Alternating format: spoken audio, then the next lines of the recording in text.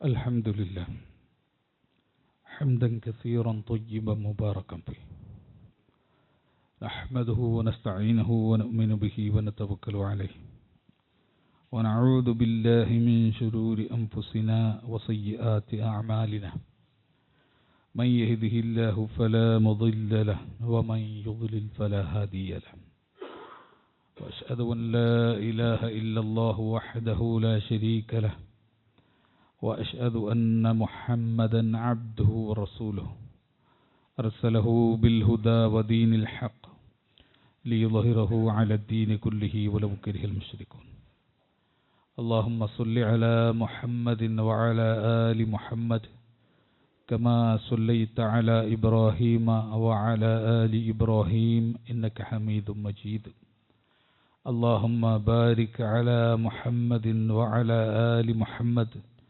كما باركت على إبراهيم وعلى آل إبراهيم إنك حميد مجيد أما بعد فإن خير الحديث كتاب الله وخير الهدي هدي محمد صلى الله عليه وسلم وشر الأمور محدثاتها وكل محدثة بدعة وكل بدعة ضلالة وكل ضلالة في النار أعوذ بالله من الشيطان الرجيم يا أيها الذين آمنوا اتقوا الله حق تقاته ولا تموتن إلا وأنتم مسلمون يا أيها الناس اتقوا ربكم الذي خلقكم من نفس واحدة وخلق منها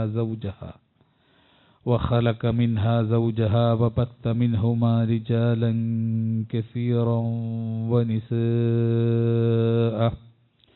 واتقوا الله الذي تساءلون به والأرحام إن الله كان عليكم رقيبا يا أيها الذين آمنوا اتقوا الله وقولوا قولا سديدا يصلح لكم أعمالكم ويغفر لكم ذنوبكم ومن يطع الله ورسوله فقد فاز فوزا عظيما بسم الله الرحمن الرحيم إن ربك لبالمرصاد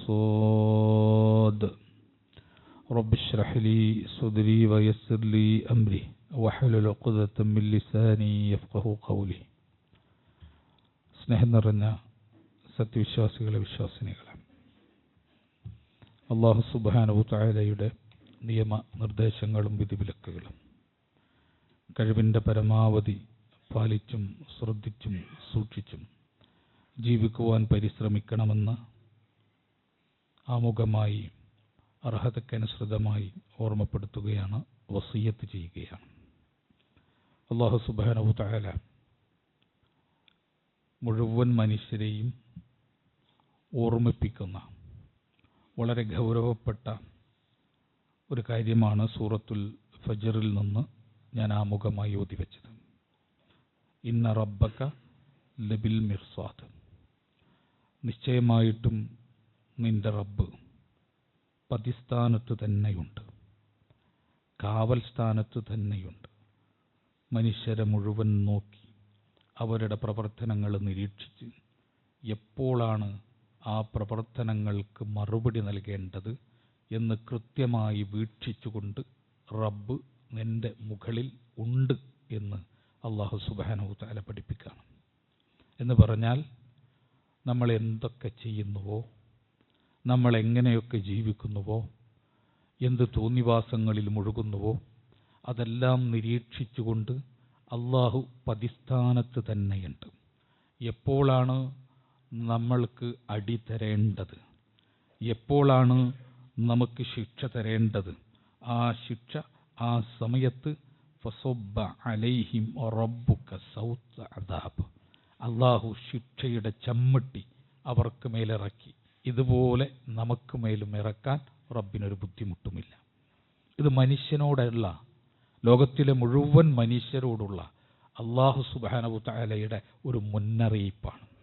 ഈ മുന്നറിയിപ്പ് സ്വീകരിച്ചു കൊണ്ടുവേണം മനുഷ്യർ ജീവിക്കാൻ. വിശ്വാസികളെ സംബന്ധിച്ച് ഈ മുന്നറിയിപ്പ് ഏറ്റവും ഗൗരവപ്പെട്ട മുന്നറിയിപ്പാണ്. ഇതാണ് നമ്മുടെ ജീവിതത്തിൻ്റെ താളവും പൊരുത്തവും തീരുമാനിക്കുന്നത്. ഈ ബോധമാണ്.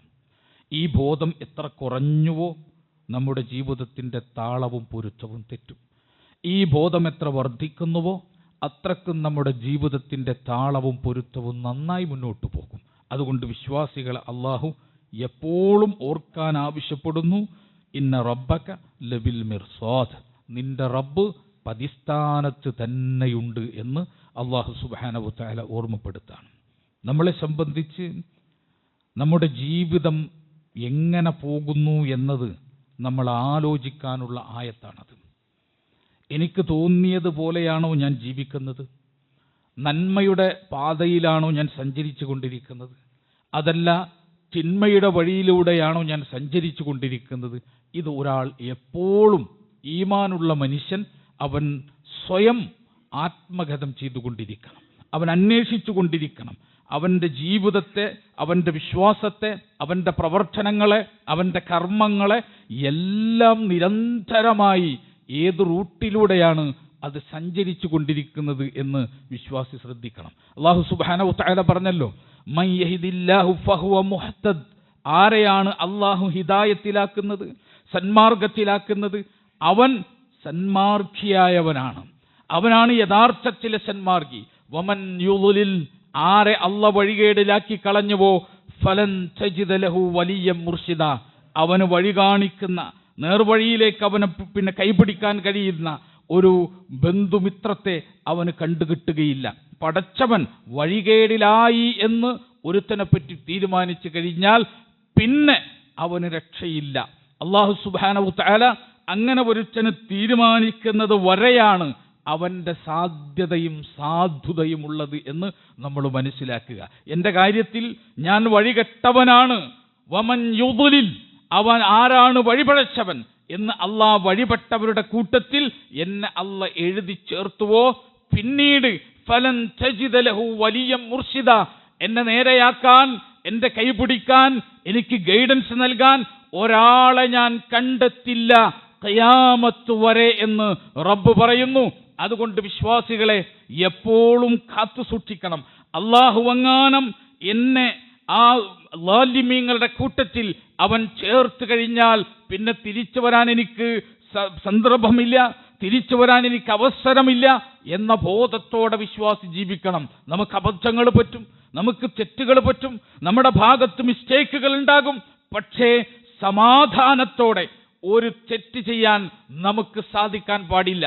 അല്ലെങ്കിൽ ഒരു തിന്മ ചെയ്തിട്ട് ആനന്ദം മനസ്സിൽ കൊണ്ട് നടക്കാൻ നമുക്ക് പാടില്ല.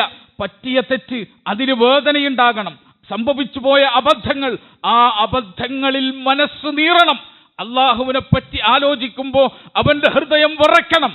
അങ്ങനെ വിറക്കുന്നില്ലെങ്കിൽ അല്ലാഹു സുബ്ഹാനഹു വ തആല വമൻ യുദ്ലിൽ, ആര് വഴികെട്ടുവോ, ഫലൻ തജിദ ലഹു വലിയ്യൻ മുർഷിദ, അവന് കണ്ടെത്താൻ സാധ്യമല്ല തന്നെ നേരായ മാർഗത്തിലേക്ക് ക്ഷണിക്കുന്ന, കൈപിടിക്കുന്ന ഒരു ബന്ധുവെ അവന് കാണാൻ സാധ്യമല്ല എന്ന് അല്ലാഹു സുബ്ഹാനഹു വ തആല പറഞ്ഞ ആ കൂട്ടത്തിൽ നമ്മൾ ഉൾപ്പെട്ടു പോകും എന്ന് നമ്മൾ മനസ്സിലാക്കുക.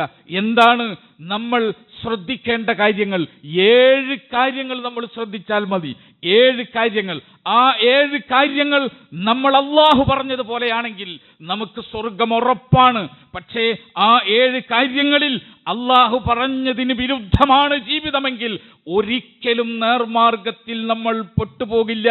വഴികെട്ടവരുടെ കൂട്ടത്തിൽ തന്നെയായിരിക്കും നമ്മളുടെ അന്ത്യശ്വാസമെന്ന് നമ്മൾ മനസ്സിലാക്കുക.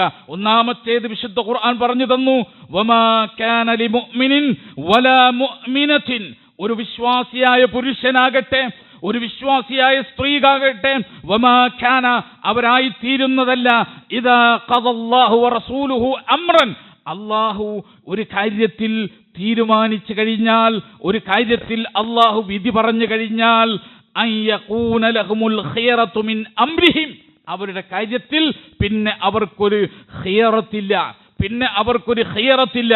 വമൻ യഅസില്ലാഹ വറസൂലഹു ഫഖദ് ളല്ല ളലാലൻ മുബീന. ആര് അല്ലാഹുവിനോടും റസൂലിനോടും അനുസരണക്കേട് കാണിച്ചുവോ ഫഖദ് ളല്ല, നിശ്ചയമായിട്ടും അവൻ വഴികെട്ടു, ളലാലൻ മുബീന, ഏറ്റവും വ്യക്തമായ, ആർക്കും സംശയമില്ലാത്ത സ്പഷ്ടമായ വഴികേടിൽ അവൻ വഴികെട്ടുപോയി എന്ന് അല്ലാഹു സുബ്ഹാനഹു വതആല പറയുന്നു. അപ്പൊ വിശ്വാസി സ്വീകരിക്കേണ്ട ഒന്നാമത്തെ കാര്യം എന്താ? വിശ്വാസിയുടെ ഭാഗത്തുണ്ടാകേണ്ട ഒന്നാമത്തെ കാര്യം എന്താ? അല്ലാഹുവും റസൂലും ഇദാ ഖദല്ലാഹു വറസൂലുഹു അംറൻ, അല്ലാഹുവും റസൂലും ഒരു കാര്യത്തിൽ വിധി കൽപ്പിച്ചു കഴിഞ്ഞാൽ അൻ യകൂന ലഹുമുൽ ഖിയറതു മിൻ അംരിഹിം, അവരുടെ സ്വന്തം കാര്യത്തിൽ അവൻ എന്തുണ്ടാവാൻ പാടില്ല? ഖിയറത്ത് ഉണ്ടാവാൻ പാടില്ല. എന്താ ഖിയറത്ത്? ഇഖ്തിയാർ എന്നാണ് ഇതിനെ പറയാം. ഇഖ്തിയാർ എന്ന് പറഞ്ഞാൽ സ്വതന്ത്രമായ ഒരു അഭിപ്രായം വിശ്വാസിക്കുണ്ടാവാൻ പാടില്ല. അല്ലാഹുവും റസൂലും ഒരു കാര്യത്തിൽ തീരുമാനിച്ചാൽ, എന്റെ കാര്യത്തിൽ ശരിക്കും നമ്മൾ മനസ്സിലാക്കിക്കോ, അല്ലാഹുവും റസൂലും എന്റെ കാര്യത്തിൽ ഒരു കാര്യം തീരുമാനിച്ചാൽ, എന്റെ സ്വന്തം കാര്യത്തിൽ എനിക്കൊരു ഖിയറത്ത് ഉണ്ടാവരുത്, ഒരു ഇഖ്തിയാർ ഉണ്ടാവരുത്, സ്വതന്ത്ര അഭിപ്രായം. അല്ലാഹുവിനും റസൂലിനും വിരുദ്ധമായ ഒരു സ്വതന്ത്രാഭിപ്രായം എനിക്കുണ്ടാകരുത്. ഉണ്ടായാൽ ഞാൻ വഴികെട്ടവനാണ്. ഫലൻ തജിദ ലഹു വലിയ്യൻ മുർശിദ, ആ വഴികേടിൽ എനിക്ക് ഗൈഡൻസ് നൽകാൻ പിന്നെ എനിക്കൊരാളെയും കണ്ടെത്താൻ പറ്റില്ല. അത്രക്ക് വഴികെട്ടവനാ. എന്താ ചെയ്തിട്ടുള്ളോ? അല്ലാഹു റസൂൽ എന്റെ കാര്യത്തിൽ ഒരു തീരുമാനം പറഞ്ഞു, അല്ലാഹു റസൂലും വേറെ ആളുടെ കാര്യത്തിലല്ല, എന്റെ സ്വന്തം കാര്യത്തിൽ അവരൊരു തീരുമാനം പറഞ്ഞു, അൻ യകൂന ലഹുമുൽ ഖിയറതു മിൻ അംരിഹിം, പിന്നെ എനിക്ക് സ്വതന്ത്ര അഭിപ്രായം ഉണ്ടാവാൻ പാടില്ല. എനിക്ക് ലൈംഗിക ജീവിതം അല്ലാഹും റസൂലും വിധിച്ചതെന്താ? എനിക്ക് ലൈംഗിക ജീവിതം അല്ലാഹു റസൂലും വിധിച്ചതെന്താ? അല്ലാഹു റസൂലും എനിക്ക് ഹെറ്ററോസെക്സ്വാലിറ്റിയാണ് വിധിച്ചത്. ഭിന്ന ലിംഗത്തിലുള്ളവരുമായിട്ടുള്ള ലൈംഗികതയാണ് അല്ലാഹുവും റസൂലും എനിക്ക് വിധിച്ചത്. ഹെറ്ററോസെക്സ്വാലിറ്റി എന്ന് നമ്മൾ പറയും. അഥവാ ആണും പെണ്ണും ഭിന്ന ലിംഗത്തിലുള്ളവരുടെ ലൈംഗികതയാണ് അല്ലാഹുവും റസൂലും ഇദാ ഖദല്ലാഹു വറസൂലുഹു അംറൻ, എന്റെ കാര്യത്തിൽ അല്ലാഹുവും റസൂലും വിധിച്ചത്. എനിക്ക് ഹോമോസെക്സ്വാലിറ്റിയെ സ്വീകരിച്ചാൽ, ഞാൻ എവിടെയെങ്കിലും ഹോമോസെക്സ്വാലിറ്റി, സ്വവർഗാനുരാഗം, അത് കുഴപ്പമുള്ളതല്ല എന്ന് ഞാൻ പറഞ്ഞാൽ, അത് സ്വാഭാവികമാണ് എന്ന് ഞാൻ പറഞ്ഞാൽ, അത് സമൂഹം സ്വീകരിച്ചതാണ് എന്ന് പറഞ്ഞാൽ, അത് വ്യക്തിയുടെ തെരഞ്ഞെടുപ്പാണ് എന്ന് ഞാൻ പറഞ്ഞാൽ, മനസ്സിലാക്കിക്കോ, വമൻ യുദ്ലിൽ ഫലൻ തജിദ ലഹു വലിയ്യൻ മുർശിദ, എനിക്കൊരാളെ പിന്നെ നേരായ മാർഗം കാട്ടിത്തരാൻ ഒരാളുണ്ടാവില്ല. ഇന്ന റബ്ബക ലബിൽ മിർസാദ്, റബ്ബ് എന്നെ നോക്കിക്കൊണ്ടിരിക്കുന്നു. ഞാനിത് എവിടം വരെ പറയും? ഞാനിത് പറഞ്ഞുകൊണ്ടിരിക്കുമ്പോൾ എപ്പോഴാണ് ശിക്ഷയുടെ ചമ്മട്ടി എന്റെ മുകളിലേക്ക് വർഷിക്കേണ്ടത്? അള്ളാഹു കാത്തിരിക്കുകയാണ്. നമുക്കത് ചെറിയ പ്രശ്നമാണ്. ഇത് തന്നെ ഉദാഹരണം പറഞ്ഞത് എന്തിനാണെന്ന് അറിയൂ? ഇതെല്ലായിടത്തും ബാധകമാണ്. നിങ്ങൾ നോക്കൂ, പുതിയ തലമുറ, പുതിയ മക്കൾ ഇവിടെയുണ്ട്. അവർക്ക് മുമ്പിൽ നമ്മളെപ്പോലെയല്ല. നമുക്കറിയാം, നമ്മളൊരു വലിയ കാലഘട്ടം ജീവിച്ചവരാണ്. ശരിയേത്, തെറ്റേത്, വൈകൃതമേത് നമുക്കറിയാം നമ്മുടെ ജീവിതാനുഭവങ്ങൾ കൊണ്ട്. പക്ഷെ പുതിയ തലമുറക്ക് അതറിയില്ല. എന്ന് നിങ്ങൾ ആലോചിച്ച് നോക്കൂ. നിങ്ങളെ കയ്യിൽ ഉള്ള ഏത് AI ആപ്പ് എടുത്തിട്ട് നിങ്ങൾ ചോദിക്കൂ, ഹോമോസെക്സ്വാലിറ്റി ലൈംഗിക വൈകൃതമാണോ? സ്വവർഗാനുരാഗം ലൈംഗിക വൈകൃതമാണോ? ഒരു AI ആപ്പും ഒരു AI ടൂളും നിങ്ങൾക്ക് പറഞ്ഞു തരില്ല അത് പാടില്ലാത്തതാണ്, വൈകൃതമാണ് എന്ന് പറയില്ല. അത്രക്കും സമൂഹം അതിനെ നോർമലായിട്ട് കണ്ടു തുടങ്ങി. ജനറലായ മനുഷ്യർക്കിടയിലെ ലൈംഗിക അഭിരുചികളിലെ ജനറലായിട്ടുള്ള, കോമൺ ആയിട്ടുള്ള ഒരു കാര്യം എന്ന നിലയ്ക്ക് സമൂഹം അതിനെ സ്വീകരിച്ചു. ഇനി നമ്മൾ കുറച്ചു പേരാണ് അത് സ്വീകരിക്കാൻ ബാക്കിയുള്ളത്. ബാക്കി ബഹുഭൂരിപക്ഷം സമൂഹം സ്വീകരിച്ചു. വിദ്യാഭ്യാസമുള്ള ആളുകൾ അവർക്ക് പറയാൻ നാണക്കേടായി തുടങ്ങി. സമൂഹത്തിലെ സാംസ്കാരിക രംഗങ്ങളിലുള്ളവർ അവർക്ക് പറയാൻ ലജ്ജയായി. നോക്കൂ, കേരളത്തിലെ ഏതെങ്കിലും ഒരു രാഷ്ട്രീയ പ്രസ്ഥാനത്തിന്റെ തലപ്പത്തിരിക്കുന്നവർ ഇതിനെ എതിർക്കാൻ ധൈര്യമുള്ള മുസ്ലിമീങ്ങളുണ്ടോ? ഇവിടെ കുറേ രാഷ്ട്രീയ പാർട്ടികളിലെ മുസ്ലിം നേതാക്കന്മാരുണ്ടല്ലോ. ഞാൻ ചോദിക്കട്ടെ, അവർക്കുള്ളിൽ അഭിപ്രായമുണ്ട്, ഇത് ശരിയല്ല എന്ന അഭിപ്രായമുണ്ട്. പക്ഷേ ഒരു ചാനലിന്റെ മുമ്പിൽ വന്നിരുന്നിട്ട് ഹെറ്ററോസെക്ഷാലിറ്റി പോലെ തന്നെ, ഭിന്ന ലൈംഗികത പോലെ തന്നെയാണ് പിന്നെ ഈ പറഞ്ഞ ഹോമോസെക്ഷാലിറ്റിയും സ്വവർഗാനുരാഗവും എന്ന് പറയുന്നതിനെതിരെ, ആ കാഴ്ചപ്പാടിനെതിരെ ഒന്ന് ശബ്ദിക്കാൻ കേരളത്തിലെ മുസ്ലിം രാഷ്ട്രീയ സാംസ്കാരിക സാമൂഹിക നായകന്മാർക്ക് സാധിക്കുമോ? സാധ്യമല്ല. അവരുടെ വായ അടച്ചു വെച്ചിരിക്കുകയാണ്, അവരുടെ വായ ചുന്നിക്കെട്ടിയിരിക്കുകയാണ്. അത്രക്കും ഇത് വളർന്നവരാണ്. പുതിയ തലമുറ മനസ്സിലാക്കിക്കോ.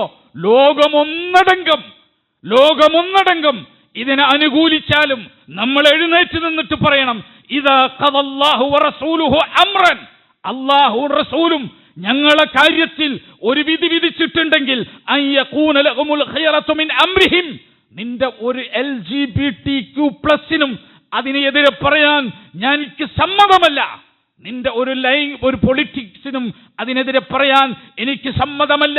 എനിക്ക് സ്വന്തമായി തന്നെ ഒരു സ്വതന്ത്ര അഭിപ്രായം ഉണ്ടാകാൻ പാടില്ല. ഉണ്ടായാൽ മനസ്സിലാക്കിക്കോളണം, ചെറിയ പ്രശ്നമല്ല. ഒരിക്കലും സന്മാർഗത്തിൽ മരിക്കാൻ കഴിയില്ല, ഒരിക്കലും കഴിയില്ല. സാമൂഹിക രംഗത്ത് നമ്മൾ ആദ്യം ബാധിക്കുന്നത് ലൈംഗിക ജീവിതവുമായി ബന്ധപ്പെട്ട് നോക്കൂ. ആളുകൾ പറയുന്നു, ആണും പെണ്ണും ഒന്നിച്ച് താമസിക്കാൻ നിക്കാഹിന്റെ ആവശ്യമില്ല, വിവാഹത്തിന്റെ ആവശ്യമില്ല. ആണിനും പെണ്ണിനും ഒരുമിച്ച് ജീവിക്കാൻ വിവാഹത്തിന്റെ ആവശ്യമേ ഇല്ല. ആണിനെയും പെണ്ണിനെയും ഒരുമിച്ച് ലൈംഗിക ജീവിതം പങ്കുവെക്കുന്ന ധാരാളം വേർഷനുകൾ നമ്മുടെ നാട്ടിൽ ഇങ്ങനെ പരീക്ഷിക്കപ്പെട്ടുകൊണ്ടിരിക്കുക. ലിവിങ് ടുഗദർ കഴിഞ്ഞു, സിറ്റുവേഷൻഷിപ്പ് കഴിഞ്ഞു, അപ്പാർട്ട്മെന്റ്ഷിപ്പ് കഴിഞ്ഞു. ഇപ്പോഴെന്താ കൊച്ചിയിലെ പുതിയ തരംഗെന്താ? ഹോമോസെക്ഷുവാലിറ്റി. നമ്മൾ നോക്കണം, ഹോമോസെക്ഷുവാലിറ്റി എന്താ? ഹോമോസെക്ഷുവാലിറ്റി തൻ്റെ താമസത്തിനു വേണ്ടി വലിയ ടൗണുകളിൽ ഫ്ലാറ്റുകൾ എടുത്ത് താമസിക്കുക എന്നത് ബുദ്ധിമുട്ടാകുമ്പോൾ തൻ്റെ താമസത്തിന് വേണ്ടി ആണും പെണ്ണും മറ്റൊരുത്തൻ്റെ പിന്നെ ഫ്ലാറ്റ് അല്ലെങ്കിൽ അവൻ്റെ വീട് ഷെയർ ചെയ്യുന്നു, തൻ്റെ ലൈംഗികതയെ പണയം വെച്ചിട്ട്. പുതിയ കാഴ്ചപ്പാടാണ് ഹോമോസെക്ഷുവാലിറ്റി എന്ന് പറയാം. ടൗണുകളിലുണ്ട്. ഇപ്പം കേരളത്തിൽ കൊച്ചിയിൽ വ്യാപിച്ചു എന്നാണ് പറയുന്നത്. നമ്മൾ അറിയുന്നില്ല, നമ്മളിതൊന്നും മനസ്സിലാക്കുന്നില്ല. കൊച്ചിയിൽ വ്യാപിച്ചു കൊണ്ടിരിക്കുകയാണ് ഹോമോസെക്ഷുവാലിറ്റി എന്നാണ്. നിങ്ങൾ നോക്കൂ, പഴയ കാലത്തെ വെപ്പാട്ടി സിസ്റ്റത്തെ ഒന്ന് പരിഷ്കരിച്ചു. അതിൻ്റെ അപ്പുറം എന്താ? വലിയ ധനാഢ്യനായ ഒരു മനുഷ്യൻ അവൻ എവിടെയെങ്കിലും ഒരു വീടെടുത്ത് ഒരു പെണ്ണിനെ വെപ്പാട്ടിയായിട്ട് വെക്കും. എന്നിട്ട് ആ വീട്ടിൽ താമസിക്കുക, അവിടെ ജീവിക്കുക, അതിനുള്ള സൗകര്യം ഒരുക്കി കൊടുക്കുക, അവൻ്റെ ലൈംഗിക ഉപകരണമാവുക. ഈ പണി പുതിയ കാലത്ത് എടുക്കുന്നു. എന്നിട്ട് പുരോഗമനം, നിക്കാഹ് എന്ന് പറഞ്ഞാൽ, വിവാഹം എന്ന് പറഞ്ഞാൽ അത് പഴഞ്ചനാശയം. പുരുഷന്റെ, നിങ്ങൾ നോക്കും, വിവാഹത്തെ പറ്റിയിട്ട് പെൺകുട്ടികളുടെ സങ്കല്പങ്ങൾ പോലും അവരുടെ തലച്ചോറുകളിലേക്ക് ഇട്ടുകൊടുക്കുന്ന വിഷയം എന്താ? പുരുഷന്റെ 4 ചുമരുകൾക്കുള്ളിൽ അവൻ നിശ്ചയിച്ച സ്വാതന്ത്ര്യത്തിന്റെ പരിധിയും പരിമിതിയും സ്വീകരിച്ച് ജീവിക്കുന്ന ഒരു ആചാരം. ഇതാണ്, എനിക്ക് കൂടുതൽ സ്വാതന്ത്ര്യം വേണം. പുരുഷൻ തീരുമാനിച്ച പോരാ. നമ്മൾ മനസ്സിലാക്കണം, ആരാണ് ഇതിന്റെ പിന്നിൽ? ഈ ലൈംഗിക ജീവിതങ്ങൾ അല്ല പറഞ്ഞിട്ടില്ല, നിക്കാഹല്ലാത്ത ഒന്നും അല്ല പറഞ്ഞിട്ടില്ല. ഒരാണും പെണ്ണും, അന്യ ആണും പെണ്ണും ഒരുമിച്ച് ജീവിക്കണമോ? ഇദാ ഖദല്ലാഹു വറസൂലുഹു അംറൻ, അല്ലാഹുവും റസൂലും വിധി കൽപ്പിച്ചു കഴിഞ്ഞു. നിക്കാഹ് മാത്രം മീസാഖൻ ഗലീള, ഫലവത്തായ കോൺട്രാക്ട്. ഖുർആൻ പറഞ്ഞ ആ നിക്കാഹ് മാത്രമാണ് ആണിനും പെണ്ണിനും ഒന്നിച്ച് ജീവിക്കാൻ അള്ളാഹ് അനുവദിച്ചത്. ലിവിങ് ടുഗദറാണ് ഞാൻ സ്വീകരിച്ചതെങ്കിൽ, സിറ്റുവേഷൻഷിപ്പാണ് ഞാൻ സ്വീകരിച്ചതെങ്കിൽ, അപ്പാർട്ട്മെന്റ് ഷിപ്പാണ് ഞാൻ സ്വീകരിച്ചതെങ്കിൽ, ഹോമോസെക്ഷാലിറ്റിയാണ് ഞാൻ സ്വീകരിച്ചതെങ്കിൽ, മനസ്സിലാക്കിക്കൊണ്ട സ്ഥാനം അവിടെയാണ്. എന്റെ കാര്യത്തിൽ അല്ലാഹുവും റസൂലും കൽപ്പിച്ചതിന്റെ അപ്പുറം ഞാൻ എന്റെ സ്വതന്ത്ര തീരുമാനത്തിലേക്ക് പോയി. ആരല്ലാഹുവിനെയും റസൂലിനെയും ധിക്കരിച്ചോ ഫഖദ് ളല്ല, അവൻ തീർച്ചയായും വഴികെട്ടു. ളലാലം മുബീന, ഏറ്റവും സ്പഷ്ടമായ വഴികേടിൽ അവൻ ആപതിച്ചു പോയി എന്ന് ഖുർആൻ പറയാ. കാഴ്ചപ്പാടുണ്ടാവാൻ പാടില്ല. വിശ്വാസികളെ, നമുക്ക് അല്ലാഹുവും റസൂലും ഒരു കാര്യം തീരുമാനിച്ചാൽ അതിന് വിരുദ്ധമായ കാഴ്ചപ്പാട്, നിലപാട്, സ്വതന്ത്ര അഭിപ്രായം ഉണ്ടാകാൻ പാടില്ല. അതാണോ ഈ കാലഘട്ടത്തിലെ മതം? ആളുകൾ ചോദിക്കും, മനുഷ്യന് സ്വതന്ത്ര അഭിപ്രായം വകവെച്ചു കൊടുക്കാത്ത മതാണോ? അല്ലാഹുവും റസൂലും തീരുമാനിച്ചതിൻ്റെ അപ്പുറം സ്വതന്ത്ര അഭിപ്രായം വിശുദ്ധ ഖുർആനോ തിരുസുന്നത്തോ മനുഷ്യനില്ല എന്ന് പഠിപ്പിക്കണം. അത് നമ്മളെ മതം അങ്ങനെ തന്നെയാണ്. നമ്മളെ മതം അങ്ങനെ തന്നെയാണ്. അല്ലാതെ സമൂഹത്തിലെ ഏറ്റവും വലിയ പുരോഹിതൻ, ലോകത്തിലെ ഏറ്റവും വലിയ ആരാധനാലയത്തിന്റെ മുകളിൽ കയറി നിന്നിട്ട് ഹോമോസെക്ഷാലിറ്റി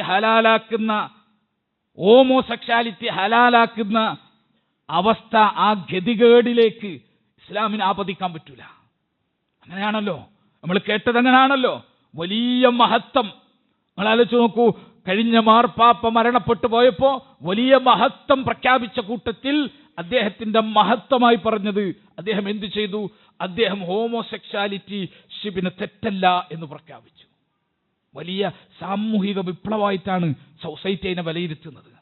അത് മനസ്സിലാക്കണം. വിശ്വാസിക്ക് അതിന് പറ്റുമോ? വിശ്വാസിക്ക് അതിന് പറ്റൂല.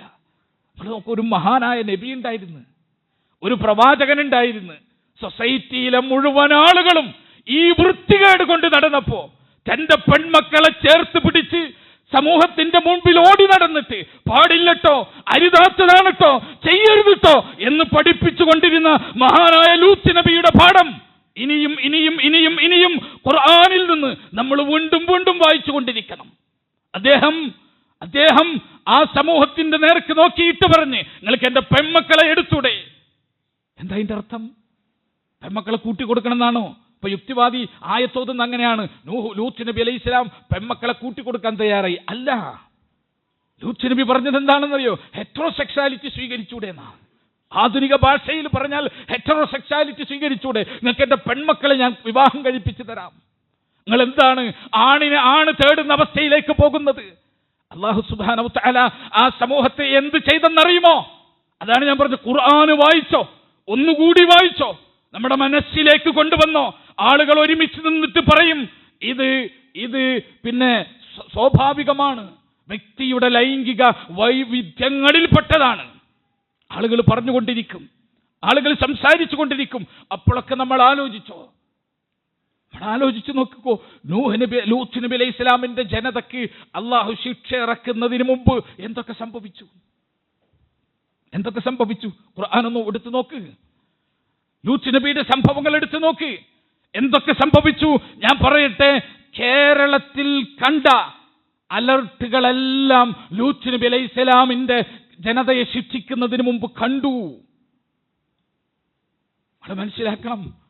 കേരളത്തിൽ നമ്മൾ കണ്ട അലർട്ടുകൾ മുഴുവൻ ലൂത്ത് നബി അലൈഹി സ്വലാമയുടെ ജനതയെ ശിക്ഷിക്കുന്നതിന് മുമ്പ് വിശുദ്ധ ഖുർആൻ പഠിപ്പിച്ചു തന്നിട്ടുണ്ട്. നമ്മൾ കേട്ടിട്ടുണ്ടോ? നമ്മൾ നോക്കിയിട്ടുണ്ടോ? വായിച്ചിട്ടുണ്ടോ? എത്ര വർഷമായി തുടർച്ചയായ പ്രകൃതിക്ഷോഭങ്ങൾ കൊണ്ട് നമ്മൾ പ്രയാസപ്പെടുന്നു. നമ്മളെന്താ വിചാരിച്ചത്? നമ്മൾ കേരളത്തെ വീണ്ടും പുതുക്കി പണിയും എന്ന് പറഞ്ഞു. ഓരോ വർഷവും നമ്മളിതൊരു അലർട്ടായിട്ട് കാണുന്നില്ല. കാണണം, വിശ്വാസി കാണണം. അടിമേൽ മറിക്കാൻ പോകുന്ന സൊസൈറ്റിക്ക് മുമ്പ് അല്ലാഹു സുബ്ഹാനഹു തആല ഇതുപോലെ ചില അലർട്ടുകൾ വെക്കും. വലനുദീകന്നഹും മിനൽ അദാബിൽ അദ്ന ദൂനൽ അദാബിൽ അക്ബർ ലഅല്ലഹും യർജിഊൻ. ഖുർആൻ പറഞ്ഞല്ലോ, വലനുദീകന്നഹും മിൻ അദാബിൽ അക്ബർ വലനുദീകന്നഹും മിൻ അദാബിൽ അദ്ന ദൂനൽ അദാബിൽ അക്ബർ. അദാബുൽ അക്ബറിന് മുമ്പ്, വലിയ ശിക്ഷയ്ക്ക് മുമ്പ് നാം അവരെ ചെറിയ ശിക്ഷ നുദീഖന്നഹും അവരെ കൊണ്ട് രുചിപ്പിക്കും. നുദീഖന്നഹും, അവരെ കൊണ്ട് ഞാൻ രുചിപ്പിക്കും, ആസ്വദിപ്പിക്കും ചെറിയ ചെറിയ ശിക്ഷകൾ. എന്താ ഈ ചെറിയ ചെറിയ ശിക്ഷകൾ? ചെറിയ ചെറിയ ശിക്ഷകൾ എന്ന് പറഞ്ഞാൽ മുച്ചൂടും സൊസൈറ്റിയെ നശിപ്പിക്കാതെ ആളുകൾ ഇങ്ങനെ ശിക്ഷ കൊടുത്തുകൊണ്ടിരിക്കും. ലഅല്ലഹും യർജിഊൻ, അവർ മടങ്ങാൻ വേണ്ടിയിട്ട്. ഒരു വേള അവർ മടങ്ങിയേക്കാം. ആ മടങ്ങുന്നവരുണ്ടോ എന്ന് നോക്കാൻ ഇല്ല എന്ന് അല്ലാഹുവിന് ഉറപ്പാകുമ്പോഴാണ് അദാബുൽ അക്ബർ വരിക. അദാബുൽ അക്ബർ വരിക, വലിയ ശിക്ഷ, കീഴ്മേൽ മറിക്കപ്പെടുന്ന ശിക്ഷ, കീഴ്മേൽ മറിക്കപ്പെടുന്ന ശിക്ഷ അപ്പോഴാണ് ഇറങ്ങാൻ പോകുന്നത്. അതുകൊണ്ട് ഒരിക്കലും നമ്മുടെ മനസ്സിലേക്ക് അത് വരരുത്.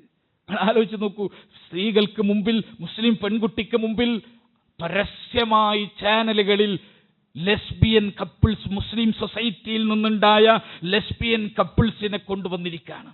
കേരളത്തിൽ പരസ്യമായി ചാനലുകളിൽ അവരെ എന്തോ മഹത്വവൽക്കരിച്ചുകൊണ്ട്, അവരെ വിഗ്രഹവൽക്കരിച്ചുകൊണ്ട് കേരളത്തിലെ മുസ്ലിം പെൺകുട്ടിക്ക് മുമ്പിൽ അവതരിപ്പിച്ചുകൊണ്ടിരിക്കുകയാണ്.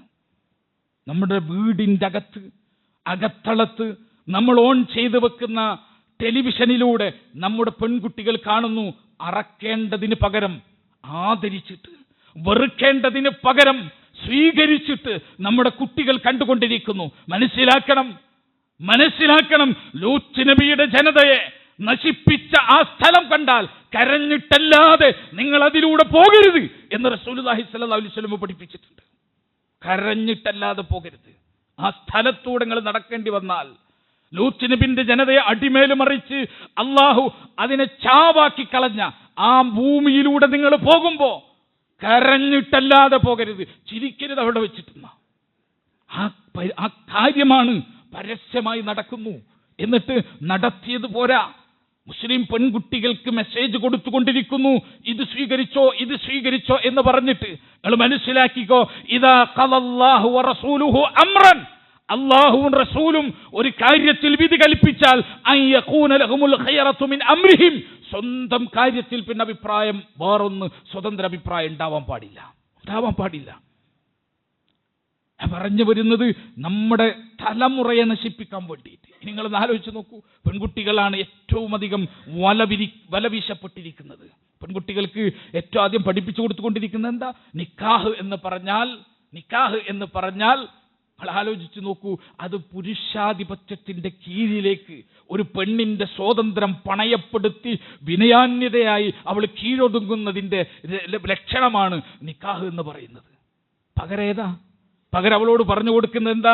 ഫ്രണ്ട്സ് വിത്ത് ബെനിഫിറ്റ്സ് എടുത്തോ, സുഹൃത്തായി ജീവിക്കുന്നു, ആവശ്യ സമയത്ത് ലൈംഗിക ബന്ധം ആവശ്യമുള്ളപ്പോൾ അവസാനിപ്പിക്കുന്നു, ബാധ്യതകളില്ല, അല്ലെങ്കിൽ ഓപ്പൺ റിലേഷൻഷിപ്പുകൾ എടുത്തോ, അല്ലെങ്കിൽ ഈ പറഞ്ഞ ഹോമോസെക്ഷാലിറ്റി എടുത്തോ, അല്ലെങ്കിൽ അപ്പാർട്ട്മെന്റ്ഷിപ്പ്. എന്താ നിങ്ങൾ ആലോചിച്ച് നോക്കുക, അപ്പാർട്ട്മെന്റ്ഷിപ്പ് എന്ന് പറഞ്ഞാൽ എന്താ? അവൾ അവളുടെ അപ്പാർട്ട്മെന്റിൽ, ഞാൻ എൻ്റെ അപ്പാർട്ട്മെന്റിൽ, ആവശ്യമുള്ളപ്പോൾ ലൈംഗികതയ്ക്ക് വേണ്ടി ഞങ്ങൾ ഒരുമിക്കുന്നു, അത് കഴിഞ്ഞ് തിരിച്ചു പോകുന്നു. അവൾ അവിടെ ജീവിക്കുന്നു, അവളെ ചെലവ് അവൾ വഹിക്കുന്നു, ഞാനിവിടെ ജീവിക്കുന്നു, എൻ്റെ ചെലവ് ഞാൻ വഹിക്കുന്നു. നിങ്ങൾ ആലോചിച്ച് നോക്കൂ, ആരാണ് ഇതിൻ്റെ പിന്നിൽ? ഈ സിസ്റ്റത്തിന്റെ പിന്നിൽ ആരാ? ആണിനെയും പെണ്ണിനെയും പഠിക്കണം.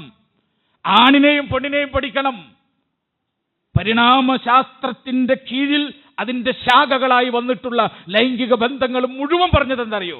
ആണ് എന്ന് പറഞ്ഞാൽ ഹ്രസ്വകാല ലൈംഗിക ജീവിതം ആഗ്രഹിക്കുന്ന പ്രകൃതിയുള്ളവനാണ്. അവന് കുറച്ച് നാളെ ഒരു പെണ്ണിനേറ്റ് ജീവിച്ച് മുന്നോട്ട് പോകാൻ പറ്റൂ, അത് കഴിഞ്ഞാൽ വേറെ തേടിപ്പോകുന്ന പ്രകൃതമുള്ളവനാണ് ആണ്. ഹ്രസ്വകാല ലൈംഗിക ബന്ധം അവർക്ക് താല്പര്യമുള്ളൂ. പെണ്ണോ ദീർഘകാല ലൈംഗിക ബന്ധം ഇഷ്ടപ്പെടുന്നവളാണ്. എന്ന് പറഞ്ഞാൽ അവളുടെ ഗർഭധാരണം, പ്രസവം, കുട്ടി, ജീവിതം എല്ലാം ഏറ്റെടുക്കുന്ന ഒരു അവനുമായ ദീർഘകാല ബന്ധം ആഗ്രഹിക്കുന്ന ആ അവസ്ഥയിലാണ് പെണ്ണിന്റെ പ്രകൃതി. ആണിന്റെ പ്രകൃതിയോ ഹ്രസ്വകാല ലൈംഗിക ബന്ധം. ആലോചിക്കൂ, നിക്കാഹല്ലാത്ത ബാക്കി എല്ലാ ബന്ധങ്ങളും നോക്കിക്കോ. നിക്കാഹല്ലാത്ത ബാക്കി എല്ലാ ബന്ധങ്ങളും ഹ്രസ്വകാല ലൈംഗിക ബന്ധം ആഗ്രഹിച്ചവൻ പ്ലാൻ ചെയ്ത് പണിതെടുത്തിട്ടുള്ളതാണ് എന്ന് ബുദ്ധിയുള്ളവർക്ക് മനസ്സിലാക്കാം. എന്നിട്ട് അതിന് പോയി കിടന്നു കൊടുക്കുക. യൂറോപ്പിലെ സിംഗിൾ പാരന്റ്സ് അനുഭവിക്കുന്ന പ്രശ്നങ്ങളെങ്കിലും നമ്മുടെ നാട്ടിലെ പെൺകുട്ടികളൊന്ന് പഠിക്കണം. വയറ് വീർത്ത് ഗർഭിണിയായി പ്രസവിച്ചു കഴിഞ്ഞാൽ ആ കുട്ടിയെ ആണ് ഇട്ടേച്ച് പോകുന്നത് പോലെ പെണ്ണിനിട്ടേച്ച് പോകാൻ പറ്റില്ല. അവളുടെ വയറ്റിലാണ് വളർന്നത്, അവളുടെ ഭക്ഷണം കഴിച്ചിട്ടാ, അവളുടെ രക്തം സ്വീകരിച്ചിട്ടാ ആ കുട്ടി വളർന്നത്. അവൾക്ക് സാധ്യമല്ല, സാധിക്കൂല. അങ്ങനെയാണ് അള്ളാഹ് പെണ്ണിനെ പണിതത്. പെണ്ണിനുള്ള പണിതത് എങ്ങനെയാണ്? നിങ്ങൾ ആലോചിച്ചൊക്കെ, പുരുഷന്റെയും സ്ത്രീയുടെയും ലൈംഗിക ഹോർമോണുകളെ പറ്റി നിങ്ങൾ പഠിച്ചു നോക്ക്. സ്ത്രീയുടെ ലൈംഗിക ഹോർമോണുകളുടെ ഒരു സ്വഭാവമാണ് അവളെ പ്രസവിക്കാനും ഗർഭിണിയാക്കാനും പ്രസവം നടത്താനും കുട്ടിയെ ഊട്ടാനും ഒക്കെയുള്ള ഒരവസ്ഥയിലാണ് അവൾ നിർമ്മിച്ചിരിക്കുന്നത് അല്ലാഹു സുബ്ഹാനഹു തആല. പുരുഷൻ അങ്ങനെയല്ല. പുരുഷനെ അല്ലാഹു കെട്ടിയിട്ടത് നിക്കാഹിലൂടെയാണ്.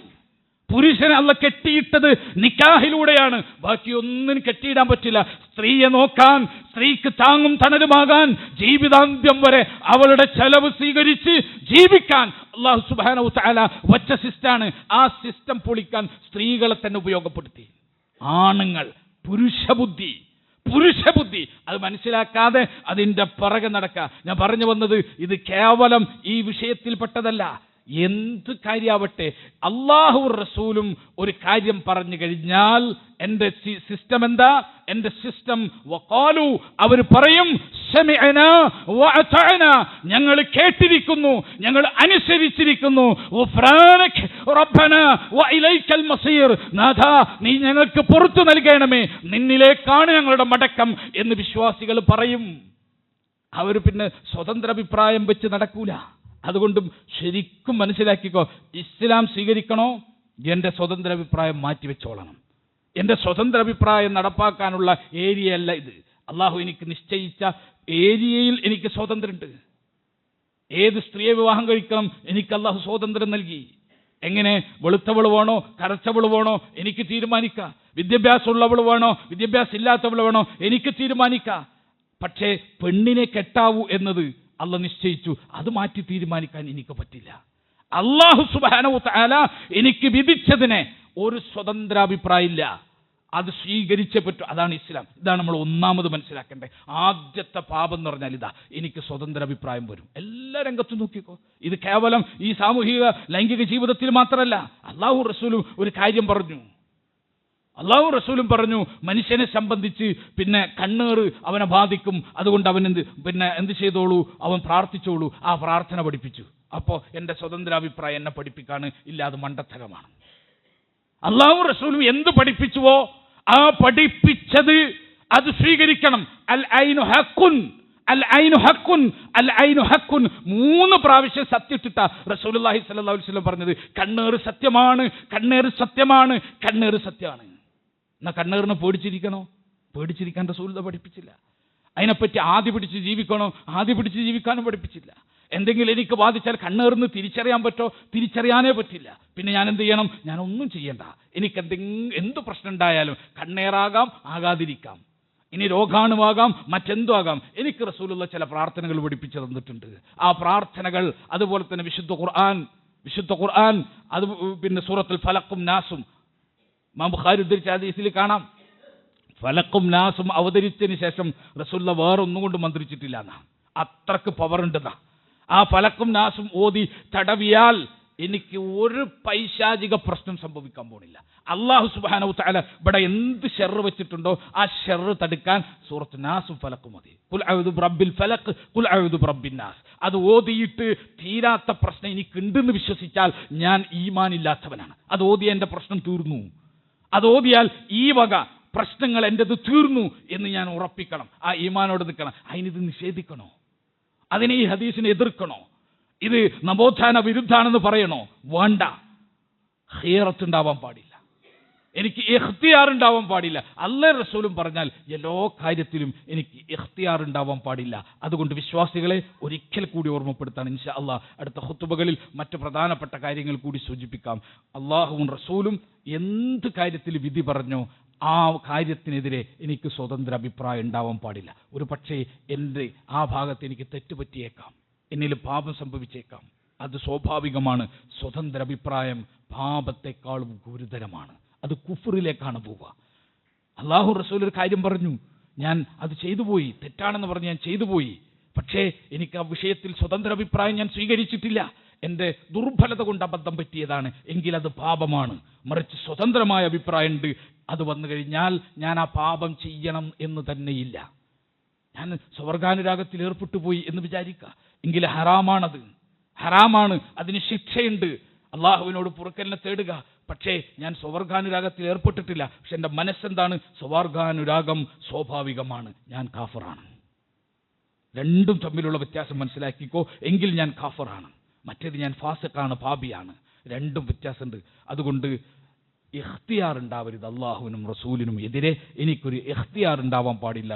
റബ്ബ് സുബ്ഹാനഹു തആല അള്ളാഹുവും റസൂലും ഒരു കാര്യത്തിൽ വിധി പറഞ്ഞാൽ അത് സമ്പൂർണ്ണമായി സ്വീകരിക്കുകയും ഉൾക്കൊള്ളുകയും ചെയ്യുന്ന വിശ്വാസികളിൽ നാം ഏവരെയും ഉൾപ്പെടുത്തി അനുഗ്രഹിക്കുമാറാകട്ടെ.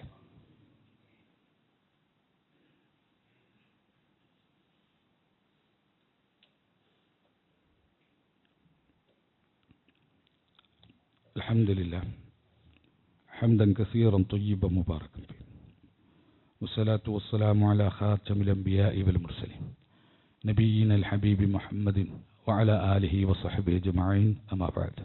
ഇത്തഖുല്ലാഹ ഇബാദല്ലാഹ്. സ്നേഹം നിറഞ്ഞ സത്യവിശ്വാസികളെ, വിശ്വാസിനികളെ, അല്ലാഹു സുബ്ഹാനഹു തആലയെ സൂക്ഷിച്ചുകൊണ്ട് ജീവിക്കണമെന്ന് ഒരിക്കൽ കൂടി അർഹതക്കനുസൃതമായി ഓർമ്മപ്പെടുത്തുകയാണ്, വസിയ്യത്ത് ചെയ്യുകയാണ്.